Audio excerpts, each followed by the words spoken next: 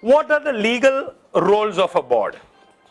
First of all, the funds, properties, assets of the organization legally vests in the board. That means it actually belongs to the board, but not for their benefit, for the benefit of the beneficiary. So the first part is the sway over funds, properties and assets is with the board, not with the CEO, not with the CEO, not with the CFO, with the board. The board is the ultimate authority.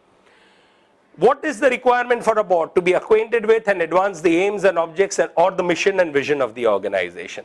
It is their job to be acquainted with it and ensure that it is advanced not directly through them. They can go through the channel of the CEO to achieve that. Operate the organization within the framework of the organization's own charter and statutes governing the organization. These are some of the legal aspects. Should not derive personal benefit from the organization. This is an aspect we covered in the earlier module.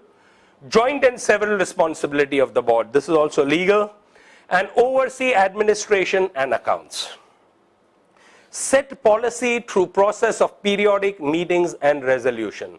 Policy of the organization is absolute key over here. So this setting policy through the process of periodic meetings and resolutions. Now this is the important part. Any policy, whether it's your HR policy, your fundraising policy, your finance policy, any good organization has written policies on everything.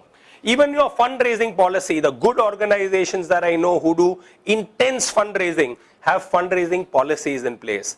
Such as, we take money from so and so, but we will never take money from, let's say, a distillery, or we won't take from a tobacco company.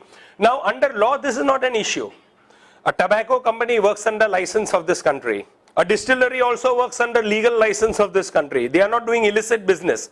But whether it's in your policy to take, you cannot be working on women's empowerment and taking money from a distillery.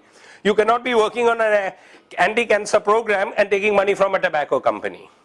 So there are policies around fundraising, there are policies around HR, human resource, policies around investments, everything on finance policy, and this is a board responsibility. The CEO may guide the board towards it, but ultimately to adopt that policy is a board role. So you need to have a policy through process of periodic meetings and through resolutions.